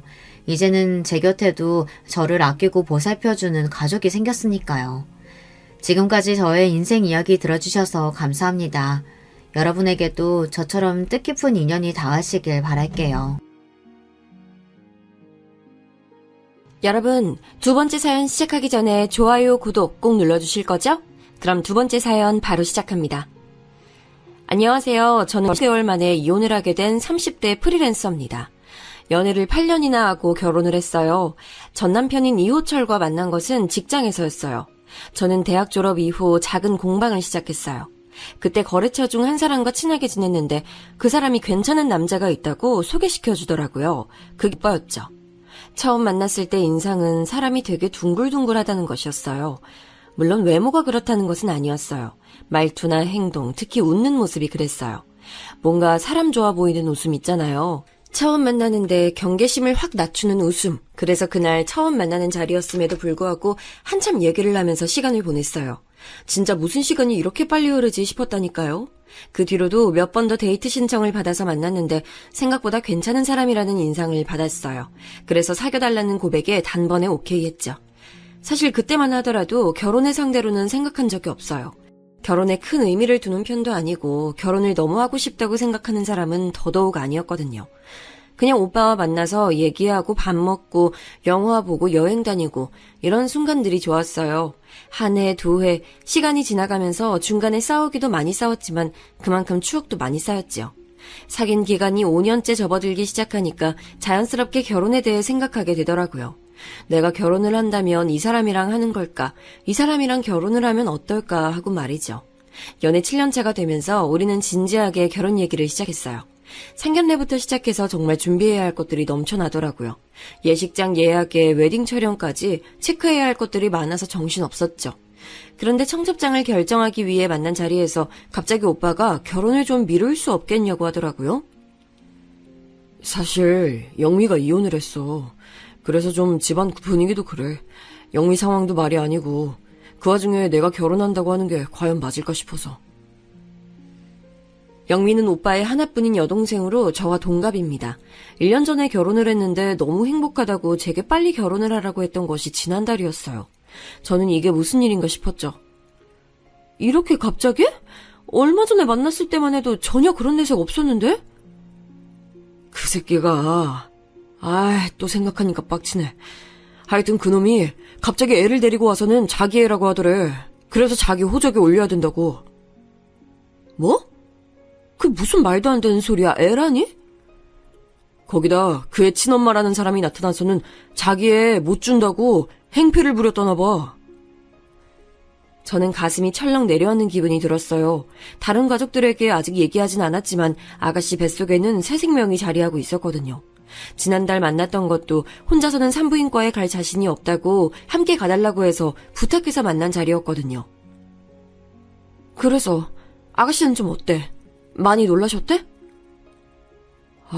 그게 문제가 아니었어. 너 영미 임신한 거 알고 있었어? 저는 역시나 문제가 됐구나 싶었죠. 저는 대답 대신 고개를 끄덕이며 오빠의 눈을 피했어요. 오빠는 그런 얘기를 왜 숨겼냐고 펄쩍 뛰더군요. 저는 아가씨가 좀 더 안정이 되면 얘기를 한다고 했다고 해서 입을 다물고 있을 뿐이었거든요. 오빠는 아무리 그래도 그렇게 중요한 걸 어떻게 비밀로 하냐고 화를 냈어요. 저는 미안하다는 말 외에는 할 말이 없었죠. 둘 다 무슨 생각을 하는 건지. 그래, 너도 짐작했겠지만 유산했어. 그 때문에 가족들도 모두 알아버렸고 문제는 영미가 방에서 나오질 않아. 뭐라고? 많이 심각해? 심리상담은 알아봤어? 뭐야, 심리상담이라니. 너 지금 우리 영미 정신병자 취급하는 거야? 아니, 그런 의미가 아니라 지금 상처받고 힘든 사람은 아가씨잖아. 심리상담 받아보면 마음 정리하는데 도움이 되지 않을까 해서 하는 말이야. 정신병자라니. 그리고 요즘 심리상담 받는 사람들이 얼마나 많은데 그렇게 말해. 저는 자기 동생을 어떻게 정신병자 취급을 하고 말하느냐고 소리치는 오빠가 당황스러웠지만 그냥 넘어가서는 안 되겠다는 생각이 들었어요. 사실 제 사촌 언니가 회사의 직장 상사의 갑질 때문에 회사를 그만뒀거든요. 그리고 공방 일을 도와서 함께하는 중이에요. 물론 언니도 그 일로 너무 상처를 받아서 공황장애가 생길 정도였는데 제가 심리상담에 데리고 다니면서 많이 좋아졌거든요. 그래서 심리상담이라는 것이 얼마나 중요한지 너무 잘 알고 있었기에 오빠에게도 열심히 설명을 했죠. 오빠는 제가 더 언성을 높이며 정색을 하자 헛기침을 하면서 그런 것인지 몰랐다고 하더라고요.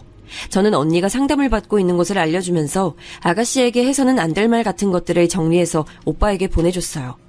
저희의 결혼은 그렇게 뒤로 밀렸어요. 저는 불만 같은 거 하나도 없었죠. 당연히 아가씨의 정신건강 쪽이 더 중요했으니까요. 저희는 해가 바뀌고 나서야 결혼식을 올릴 수 있었어요. 결혼식은 가족들과 친지분들 그리고 정말 친한 친구 몇 명만을 모시고 진행됐어요. 오빠가 굳이 크게 할 필요가 있겠냐고 했고 저 역시도 공감하는 부분이었죠. 문제는 신혼여행을 다녀오자마자 터졌죠. 제가 그렇게 말했는데도 불구하고 시댁 어른들이고 오빠고 아가씨를 그대로 방치했더라고요. 아니, 내가 그렇게 말했는데 아가씨를 그냥 두면 어떡해.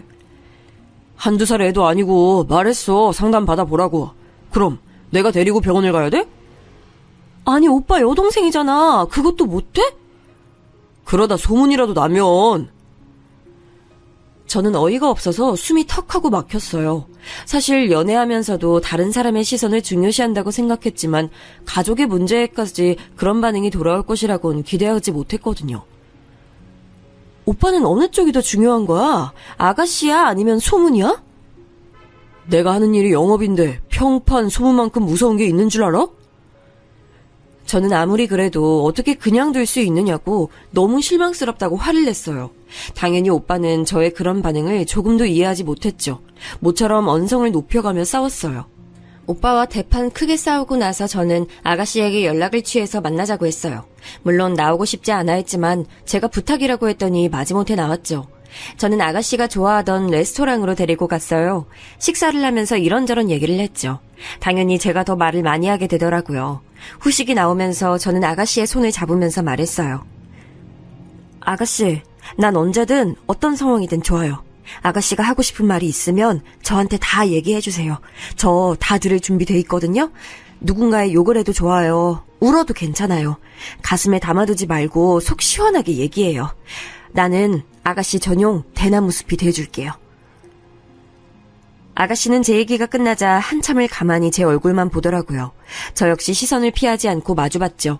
그렇게 제 얼굴을 보던 아가씨는 잡힌 손을 꼼지락거리더니 미세하게 고개를 끄덕였어요. 저는 그것만 기억하면 충분하다고 말하고 혹시나 도움이 필요하거든 함께 가겠다고 말하며 명함을 내밀었어요. 그리고 오빠에게도 말하지 못했던 사촌 언니 얘기를 했지요. 심리상담을 혼자 가는 게 두렵다면 걱정 말고 제게 연락하면 된다고 했더니 조용히 고맙다고 하더라고요. 아가씨와 헤어진 이후 몇 주의 시간이 흘렀어요. 저는 자주 아가씨와 연락을 취했어요. 특별한 얘기가 오간 건 아니었어요. 그냥 잡담 정도였죠. 하지만 이런 일이 반복되자 아가씨도 점차 집에서 무엇을 하고 있었는지 조금씩 제게 얘기를 해줬어요. 요즘 영미한테 자주 연락하나 봐. 엄마가 영미가 외출하기도 한다고 하던데 너 만난다고. 뭐 그렇지. 그냥 우리 공방에서 하는 원데이 클래스 들어보지 않겠냐고 권했을 뿐이야. 다른 거에 집중할 시간을 좀 주고 싶었거든. 신경 써줘서 고마워. 사실 영미 그렇게 되고 나서 다들 나 부끄러워서 다니질 못하겠다고 하셨으니까. 부끄럽다니? 누가? 아가씨가? 왜? 아가씨가 왜 부끄러워해? 우울증이니 공황장애니 이런 것들 자랑하고 다닐 얘기는 아니잖아. 거기다 영미는 히키코모리 기질도 보였고. 아니, 떠벌리고 다닐 건 아닌 건 맞지만 그렇다고 부끄러워할 문제도 아니잖아. 아니, 남들이 뭐라고 생각하겠어. 거기다 정신병원 다닌다고 소문까지 나봐. 소문? 아니, 오빠는 도대체 저번부터 왜 그렇게 소문에 집착해? 오빠는 자신이 이상한 게 아니라 이런 상황에서 아무렇지 않게 심리상담이란 말을 입에 올리는 제가 이상하다고 하더라고요. 저는 뭐가 이상하냐고 따지고 들었어요. 그렇잖아. 아니, 넌 아무렇지도 않아? 입장을 바꿔봐. 가족 중에 영미 같은 사람이 있다고 해봐. 주변 사람 신경 안 쓰고 당당하게 병원 데리고 갈 수 있어? 있어. 내 가족의 정신건강이 중요하지. 다른 사람 시선이 중요한 게 아니잖아. 오빠는 제 대답에 고개를 절레절레 흔들면서 이해할 수 없다고 말하더니 더 이상 이야기를 피했어요. 저는 끝까지 물고 늘어지고 싶었지만 도망치듯 자리를 피하는 오빠를 보면서 아무리 말해도 듣지 않겠구나 싶었죠. 연애할 때는 크게 와닿지 않았는데 오빠가 생각하는 걸 제가 따라가지 못하겠다는 생각이 들기 시작한 것도 이맘때부터였어요. 저희는 결혼 이후 각자 자신의 수입은 자신이 관리하는 것으로 했어요. 오빠 이름으로 통장을 하나 만들고 가족 카드를 사용했죠. 저도 오빠도 같은 금액을 생활비 명목으로 그 통장에 입금을 했답니다. 그리고 그 안에서 생활을 했죠. 나머지는 각자가 알아서 관리하는 것으로 했어요. 그래서 저는 오빠의 월급이 어느 정도인지 어떻게 관리하는지 전혀 알지 못했어요. 그건 오빠도 마찬가지였죠. 은행 볼일 같은 경우는 오빠가 도맡아서 했습니다. 저는 공방 살림을 챙기는 것만으로도 충분히 복잡했기 때문에 오빠에게 고마웠어요. 결혼을 한 친구들의 얘기를 들어보면 시댁의 기념일을 챙기는 것이 여간 어려운 것이 아니라고 하더라고요. 같이 살고 있진 않지만 시집살이라는 것이 이런 것인가 싶을 때도 있다고 했어요. 하지만 저는 전혀 그런 게 없었답니다. 저를 시댁으로 부르시는 일은 거의 없었고요. 제사도 전혀 지내고 있지 않았거든요. 명절 때도 그냥 가까운 곳으로 바람이나 쐬고 오자고 하실 정도였어요. 결혼식을 할 때도 느꼈지만 친척분도 몇 되지 않으셨고요. 그러던 어느 날 결혼하고 나서 처음으로 맞이하는 시어머니 생신이었어요. 저는 오빠에게 어머님 미역국을 끓여드리고 싶다고 했죠. 뭐하러, 됐어. 그래도 시집오고 처음 맞이하는 생신이신데 내가 해드리고 싶어 그래. 오빠는 깜짝 놀란 얼굴로 그런 것은 전혀 신경 쓸 필요가 없다고 하더라고요. 저는 고집을 부려봤지만 오빠는 제 결정을 끝까지 만류하며 말했어요. 한 번 하면 계속해야 돼. 해마다 해드릴 자신 있어? 미역국 끓이는 게 뭐가 어렵다고. 그렇게 멀리 계시는 것도 아닌데. 말은 그렇게 해도 어디 그게 쉬워? 그냥 마음만 고맙게 받을게. 엄마 가방 좋아하시는데 그냥 예쁜 백이나 하나 선물하고 말아. 저는 너무 성의 없는 것 아니겠느냐고 했지만 오빠는 그것만으로도 충분하다고 했죠. 그래서 저는 저녁을 함께 먹는 것은 어떻겠냐고 했어요. 정말 선물 하나면 충분해. 너무 그렇게 신경 쓰지 않아도 괜찮다니까. 난 오빠 말대로 그냥 선물만 드리고 넘어가는 게 더 신경 쓰여. 친정에서는 누군가의 생일이 되면 아침엔 미역국을, 저녁에는 면 요리를 가족끼리 다 함께 먹으면서 축하를 했거든요. 결국 오빠는 알겠다고 했어요. 저는 식당을 알아보겠다고 말하며 아가씨도 불렀으면 좋겠다고 했어요. 오빠가 인상을 쓰며 굳이 불러야겠냐고 했어요. 요즘 얼굴 표정도 많이 밝아졌어. 내가 얘기할게. 그래, 네 마음대로 해. 졌어. 저는 기쁜 마음으로 아가씨에게 전화를 걸어 얘기했어요. 하지만 아가씨는 거절하더라고요.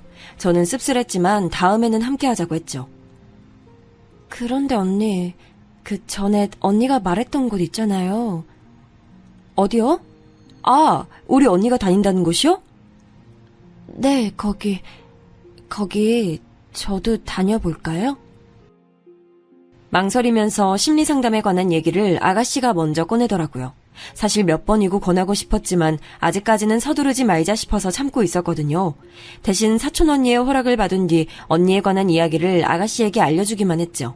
그런데 드디어 아가씨가 용기를 내더라고요. 물론이죠. 그럼요. 저랑 같이 갈까요?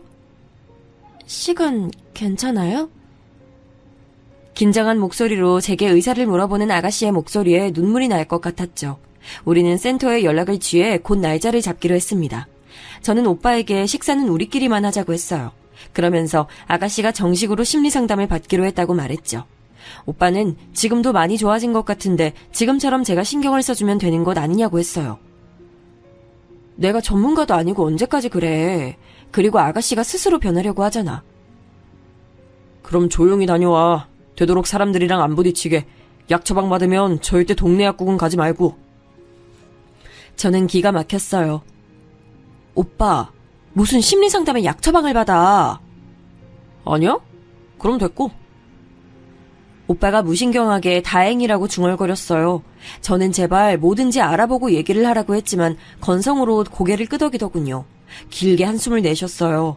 얼굴에 열이 오르는 기분이 들었죠. 저는 절대 아가씨 앞에서는 그런 소리 하지 말라고 신신당부했어요. 오빠는 잔뜩 귀찮아하면서 알겠다고 했죠. 시어머니 생신 당일이 됐어요. 저는 깔끔하기로 소문난 한정식으로 예약을 했죠. 무조건 꼭 룸이어야 한다고 오빠가 신신당부를 하더라고요. 어머님이나 아버님이 소란스러운 곳을 싫어한다고 말이죠. 그래서 살짝 무리를 좀 해서 룸으로 자리를 잡았어요. 모시러 가고 싶었지만 두 분께서는 들릴 곳이 있다고 하시면서 먼저 가서 기다리라고 하셨어요. 그런데 약속 시간이 돼도 두 분은 물론 오빠도 연락이 되지 않았어요. 오빠는 조금 늦을 것 같다고 톡을 보낸 이후에 아예 전원이 꺼졌더라고요. 저는 무슨 일이라도 생긴 건 아닐까 초조한 마음이 들었어요. 30분 정도 지나고 드디어 두 분이 오셨죠. 어머님은 물론 아버님까지 엄청 근사하게 차려입으셨더라고요. 아버님, 어머님, 시장하시죠? 오늘 엄청 근사하세요. 중요한 자리였나 봐요. 아니 그럴 일이 좀. 아버님께서는 헛기침을 하시며 말을 얼버무리셨죠. 그리고는 서둘러 자리를 잡으시고는 어머님께 빨리 움직이라고 한 소리 하시더라고요. 내부를 둘러보시던 어머님은 시큰둥한 얼굴로 말씀하셨어요. 아니 무슨 이렇게 큰 곳으로 잡았어. 노인네들 먹어봤자 얼마나 먹는다고? 저는 깜짝 놀랐어요. 평소에는 다정하게 저를 챙겨주시는 분위기였거든요. 그날은 전혀 달랐죠.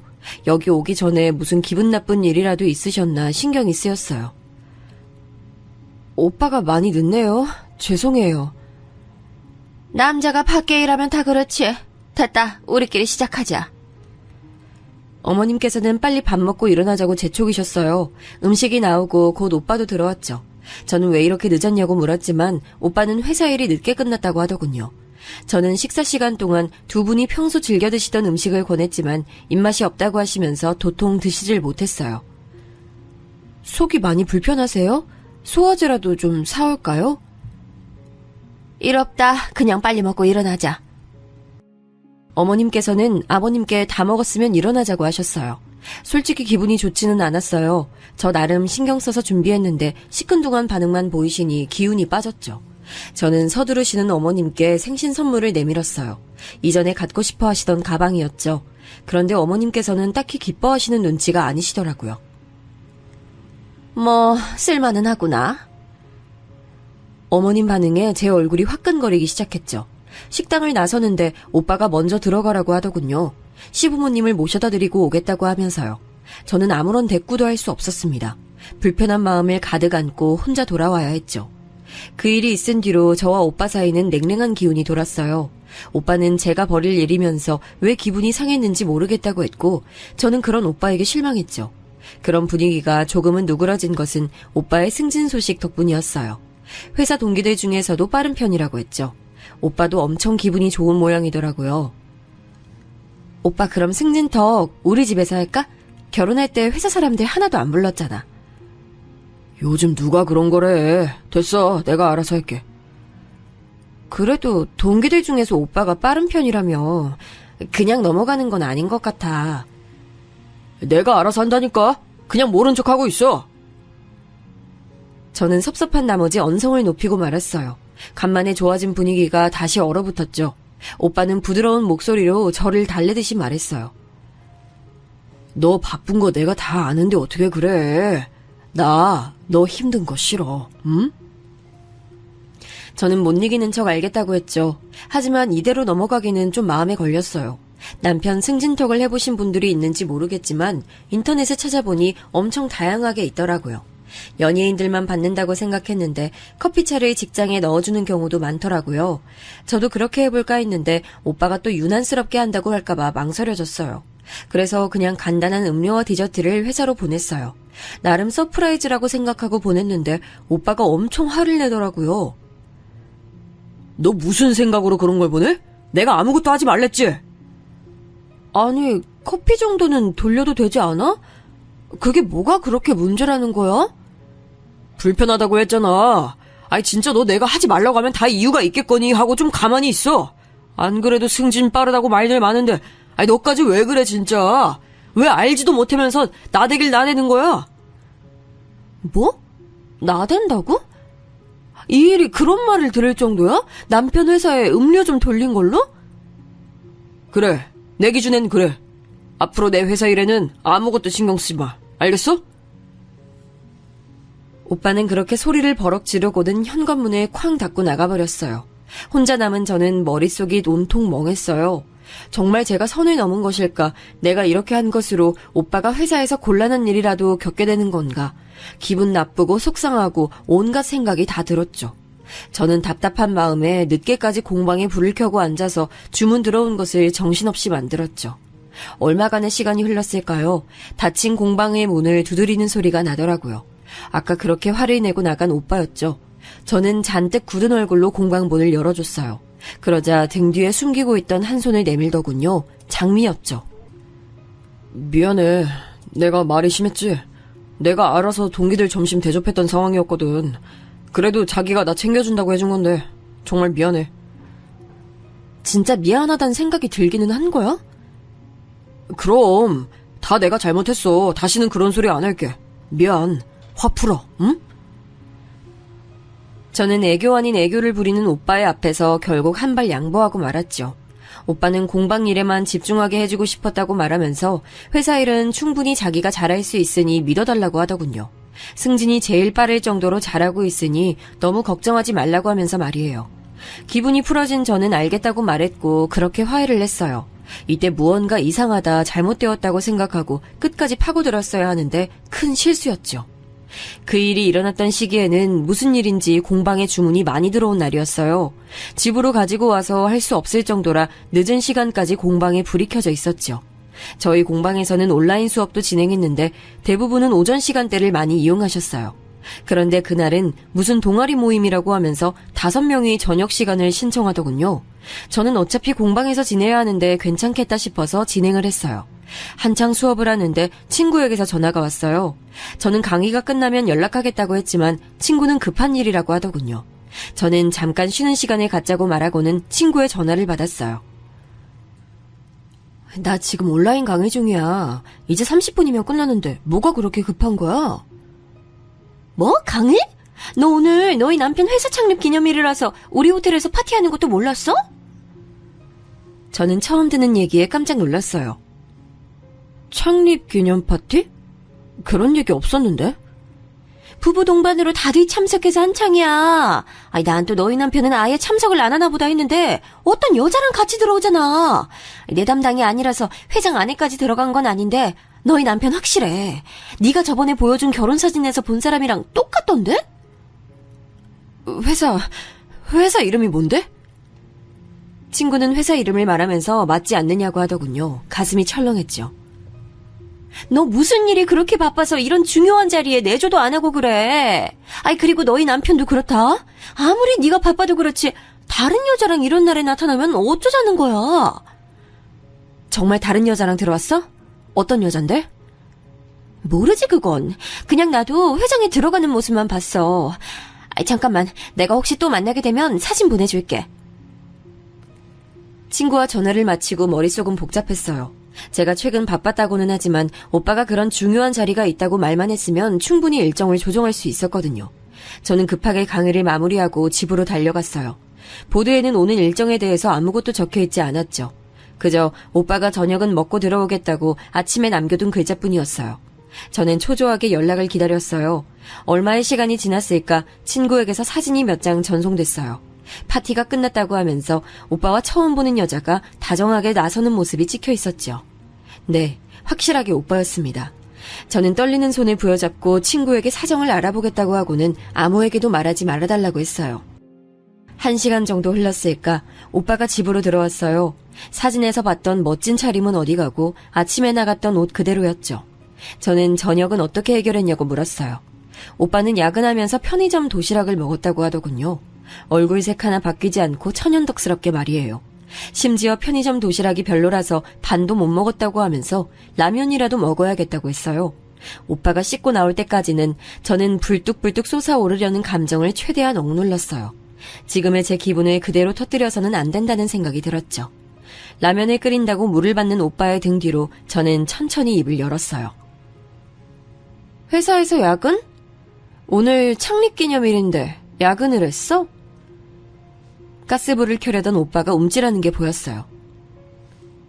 오빠는 무슨 야근을 호텔 홀에서 했나 봐. 거기서 편의점 도시락을 줬어?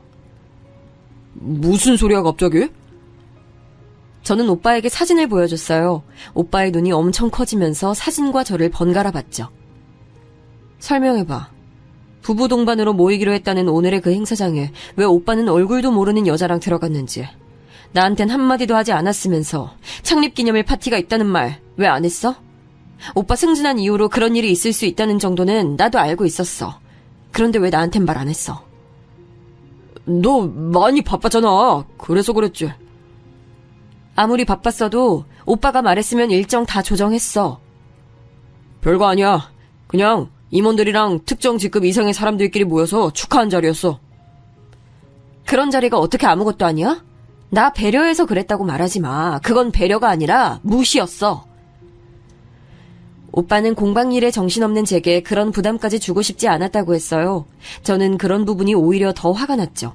저는 함께 등장한 여자에 대해서도 물었어요. 누구야 이 사람은? 누군데 이런 자리에 함께 등장한 건데? 동기야. 우리 동기 중에서 제일 나이가 어린데 아직 결혼을 못했어. 그래서 혼자 오기 어색하다고 그럼 같이 가자 뭐 이렇게 된 거야. 오빠는 동기일 뿐이라고 말하더군요. 저는 정말 이 말을 믿어야 하는 걸까 싶었어요. 하지만 오빠는 당장 전화라도 연결시켜줄 수 있다고 말했어요. 혹시나 자기가 외도한다고 의심이 된다면 동기들한테 다 연락해서 확인시켜주겠다고 말이죠. 자기가 원하면 확인시켜줄게. 날 의심하는 마음이 그걸로 해결된다면 까짓거 뭐가 어렵겠어. 정말이지? 그냥 동기인 거. 그럼 진짜야. 난 그냥 자기 힘든 모습 보기 싫어서 그냥 혼자 조용히 움직였어. 미안해. 저는 앞으로 이런 일이 있으면 절대 숨기지 말아달라고 당부했어요. 오빠는 미안하다고 거듭 사과를 하면서 어떻게 알았냐고 물었어요. 저는 호텔에 친구가 일하고 있다고 했죠. 결혼식에 오기로 했는데 출장 때문에 오지를 못해서 사진만 보냈다고요. 오빠는 떨떠름한 얼굴을 잠깐 하더니 금방 얼굴을 바꾸더군요. 앞으론 절대 이런 일이 없을 것이라고 약속하면서요.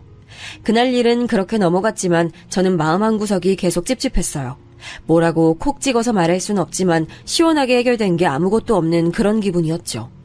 그러던 어느 날 저는 아가씨의 심리 상담이 끝나기를 기다리고 있었어요.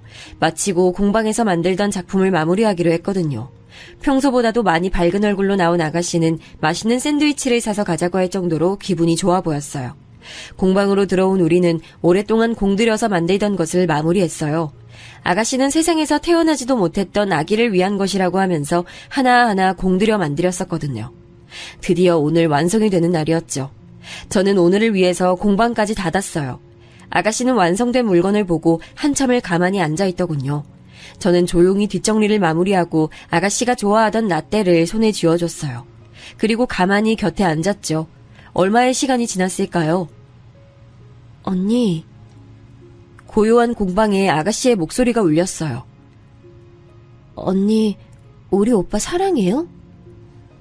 의외의 질문에 당황하긴 했지만 저는 솔직하게 말했어요. 연애를 8년이나 해서 그런가? 초기처럼 두근거리는 기분은 없는 게 사실이에요. 하지만 그때와는 다른 의미로 사랑하고 있죠.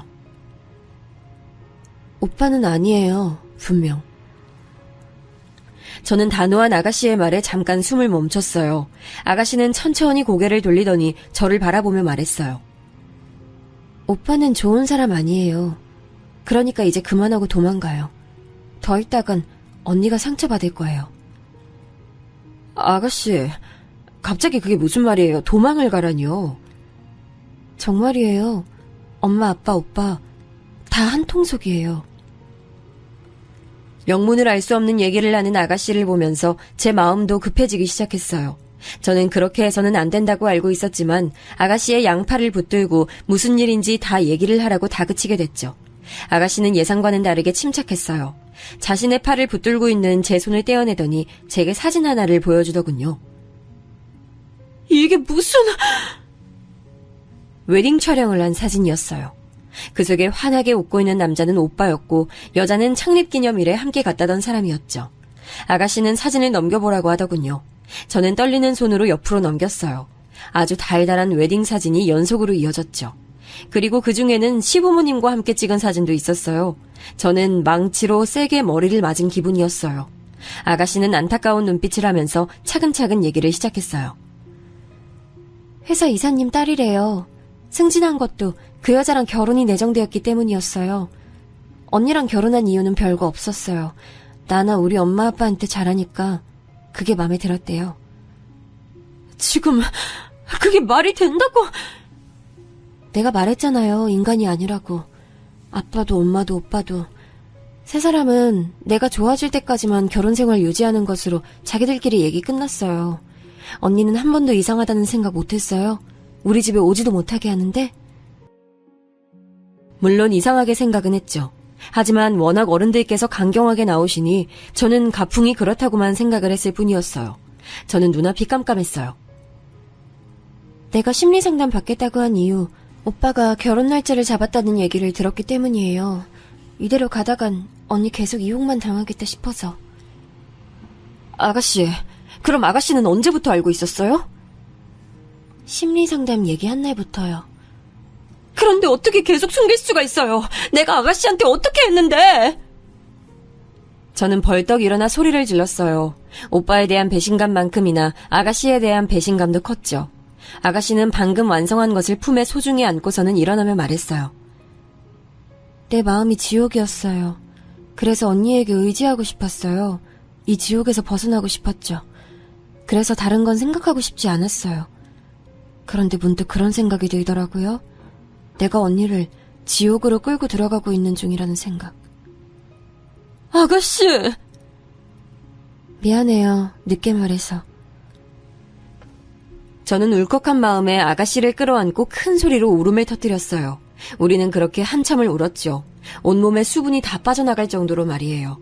그렇게 울고 나니 오히려 머릿속이 시원해졌어요. 아가씨는 이 길로 집을 나가서 지방으로 내려간다고 하더군요. 그래서 아침에 나올 때 이미 짐가방을 택배로 보냈다고요. 저는 어디로 가든 꼭 연락하라고 하고는 집으로 갔어요. 물론 가는 길에 가족관계 증명서를 떼보았죠. 정말 가관이더군요. 우리는 아예 혼인신고조차도 되어 있지 않았어요. 어떻게 그럴 수 있냐고 생각하실지 모르지만 혼인신고는 오빠가 혼자서 하러 가겠다고 했었거든요. 당시 아가씨와 함께 시간을 보내고 있어서 그렇게 하라고 했고요. 건강보험료도 각자 일이 있다 보니 하나로 합치지 않았고 은행 업무 역시 앞에서 말했듯이 모두 오빠가 담당했으니 제가 가족관계 증명서를 볼 일이 어디 있었겠어요. 저는 짐을 급하게 챙겨 친정으로 갔어요. 그리고 모든 일을 사실대로 말했죠. 가족들은 펄쩍 뛰며 무슨 그런 일이 있을 수 있냐고 하셨지만 다 사실이었죠. 저녁에 저를 찾는 오빠의 연락이 왔지만 저는 받지 않았어요. 챙겨온 짐을 하나씩 풀면서 저는 오빠와 함께 했던 것들을 하나씩 상자에 담았어요. 절대 이대로 넘어갈 생각이 없었거든요.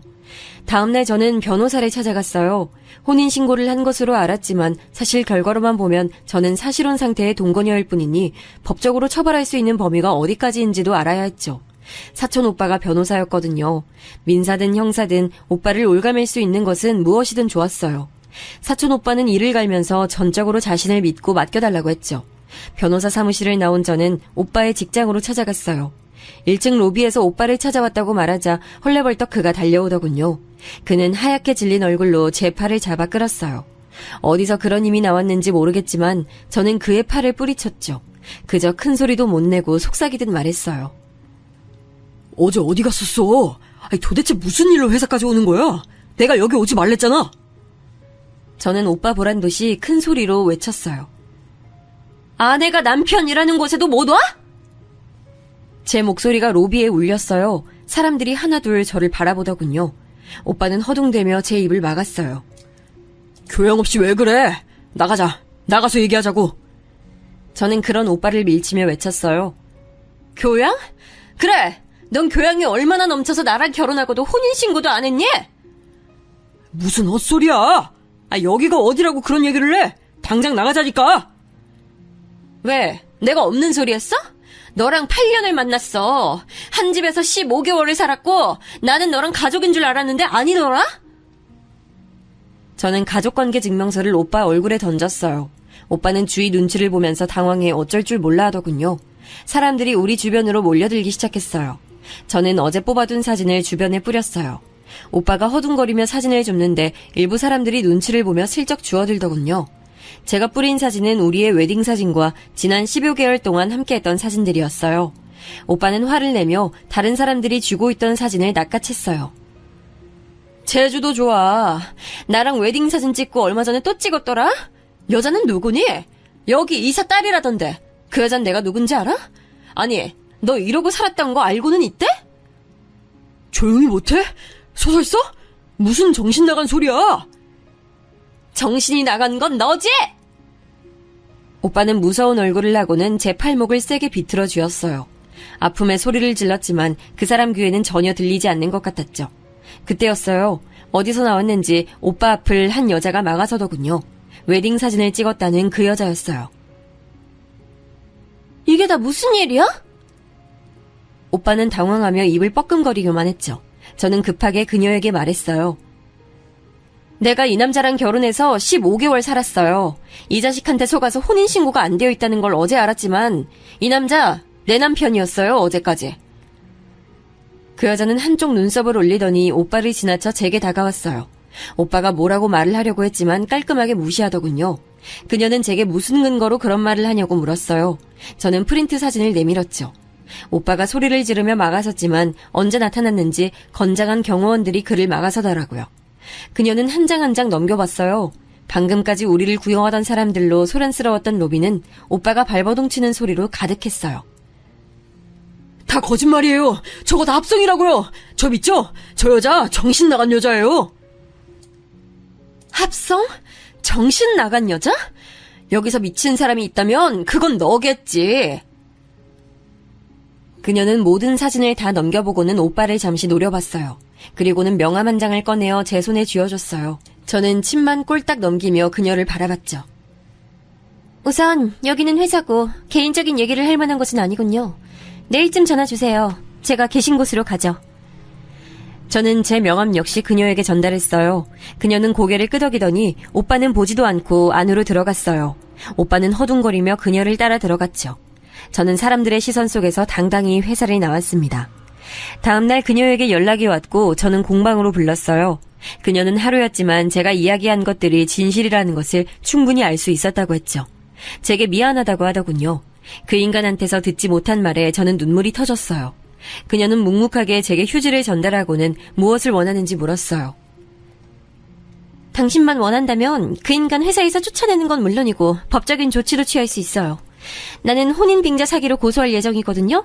그러니까 내 도움 필요하면 말해요. 저도 알아보고는 있어요. 그럼 저희 변호사단 붙여드릴게요. 하고 싶은 만큼 하시고 배상도 받아내셔야죠. 그녀는 거듭해서 미안하다고 말했어요.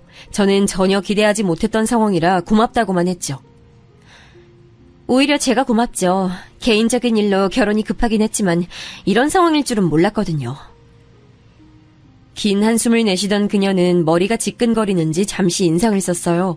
저는 가만히 그녀의 말을 기다렸죠.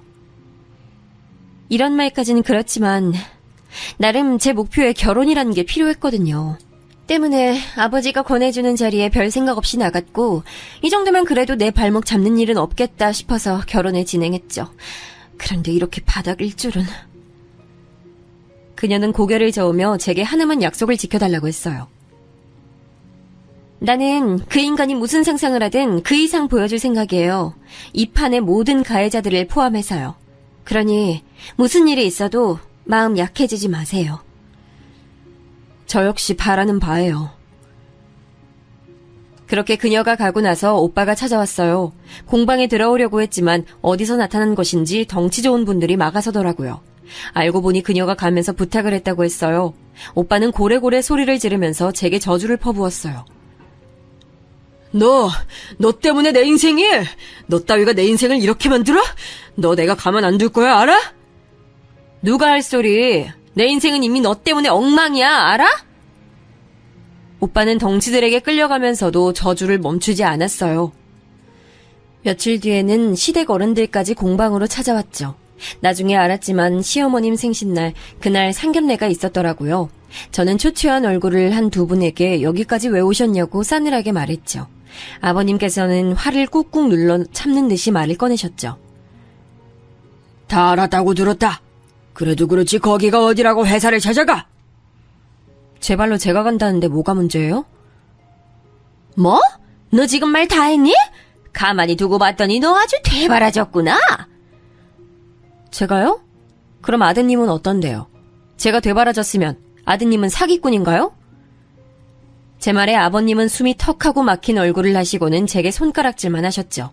곁에 계시던 어머님께서 소리를 지르시며 손에 들고 있던 가방을 휘두르셨어요. 저는 냉큼 한 발 물러섰죠. 어떻게 회사에 가서 그런 말을 짓거릴 수가 있어? 네가 내 아들 인생을 망치려 들지 않고서야! 댁내 아들이 어떻게 되든 저랑 무슨 상관이라고요. 제가 며느리도 아닌데 말이죠. 뭐, 댁내? 네가 이러고도 무사할 것 같아? 글쎄요. 저보다는 그쪽 아드님 먼저 생각하셔야죠. 그쪽도 저도 이대로 넘어갈 생각 없거든요. 어머님은 이를 악물고 제 머리채를 잡으려고 손을 뻗어 오셨어요. 초반에는 아버님이 말리시는 것처럼 하시더니 곧 뒷짐을 지고 서 계셨죠. 뒤에서 보고만 있던 사촌 언니가 뭐 하는 짓이냐며 제 앞을 막아섰어요. 저는 당장 경찰에 신고를 하라고 했죠. 시댁 식구들은 경찰에 끌려가면서도 제게 온갖 욕을 했어요. 공방 주변에 사람들이 모이자 두 분은 두리번거리더니 입을 다무셨죠. 이 이야기를 들은 사촌 오빠는 우선 접근 금지 신청부터 해야겠다고 했어요. 저는 그녀가 추천해준 로펌 이야기를 꺼냈죠. 오빠는 그곳이 얼마나 어마어마한 곳인지 한바탕 얘기를 하더니 솔직히 자기보다는 훨씬 더 도움이 될 거라고 하더군요. 저는 그녀에게 전화를 걸어 법적인 도움을 받겠다고 말했어요. 사촌 언니는 공방을 좀 닫고 한동안 멀리 떨어져 있는 것을 추천하더군요. 언제 찾아와 행패를 부릴지 모른다고 말이죠. 하지만 저는 숨지 않기로 했어요. 와서 행패를 부리면 부려보라고 했죠. 그만큼 더 자신들이 나락으로 떨어질 것이 분명했거든요. 소송을 진행하고 있다고 연락을 받고 나서 이제 끝이 보이는가 보다 하고 있는데 오빠가 공방에 나타났어요. 살기등등한 모습은 어디 가고 완전 패인이 따로 없더군요. 그는 저를 보자마자 제 발밑에 납작 엎드려서는 살려달라고 했어요. 어이가 없었죠. 살려줘. 내가 다 잘못했어. 잠시 내가 눈이 돌았나 봐. 미쳤었지. 내가 너한테 그러면 안 되는데 진짜 미안해. 나 한 번만 용서해줘. 늦었어. 난 너 용서 못해. 죽어도 절대로. 나 이대로 가면 진짜 죽어. 회사에서도 한직으로 밀려났어. 무슨 말도 듣도 보도 못한 지방으로 가래. 거기에 무슨 소송이 어쩌고 하면서 집에 자꾸 날아와. 내가 잘못했으니까 네가 나 한 번만 봐줘라. 오빠가 저를 붙들려고 손을 뻗자 저는 몸서리를 치며 뒷걸음쳤어요. 제대로 읽어보지 그래? 그 소장들. 거기에 보면 접근 금지 명령도 있을 텐데. 야, 너 진짜 이대로 보고만 있을 거야? 저는 코웃음을 치며 말했어요. 당연하지. 내가 가장 바라는 모습이야. 빨리 꺼져. 접근 금지 어겼다고 신고하기 전에. 오빠는 욕을 짓거리며 저를 노려보고는 공방의 물건들을 닥치는 대로 던지고는 나가버렸습니다. 전 놀라기는 했지만 차분하게 사진을 찍어두고 망가진 것들을 한 곳으로 모아두었어요. 오늘 있었던 일까지 다 배상을 받아낼 생각이었거든요. 법정 공방은 이어졌고 결론은 저와 그녀의 승리로 끝났어요. 당연한 일이지만요. 저는 신혼집으로 살던 곳을 포함해 배상금을 두둑하게 받았어요. 들리는 소문에 의하면 시댁 식구들이 살던 곳도 경매로 넘어가게 돼서 다들 흩어져 지낸다고 하더라고요. 오빠는 회사를 그만둘 줄 알았는데 그렇게 질색하던 지방으로 내려갔다고 해요. 제 발로 뛰어나가도 나가야 할 상황에서 무슨 생각인지 모르겠더라고요. 저희 부모님은 혼인신고가 안 되어 있어서 다행이라고 하셨어요. 그냥 길고 긴 나쁜 꿈 꾸었다고 생각하라고 하더군요. 그렇게 제 생활도 안정이 돼가기 시작했어요. 아가씨에게도 잘 지내고 있다는 연락이 왔죠. 저는 모든 일을 다 얘기했고 아가씨는 피부치라 마음은 아프지만 인과응보라고 하면서 이제는 자신과 상관없는 일이라고 했죠. 저는 무슨 일이 있거든 언제든 연락을 달라고 했어요. 아, 그러고 보니 오빠와 결혼 얘기가 오갔던 그 여자도 몇 번 제품 주문을 한다고 공방에 오다 보니 이제는 친구가 됐답니다. 비록 제 인생에서 도려내고 싶은 일부분이 되었지만 그래도 사람을 얻지 않았나 생각하면서 오늘도 씩씩하게 공방문을 여는 것으로 하루를 시작하고 있습니다.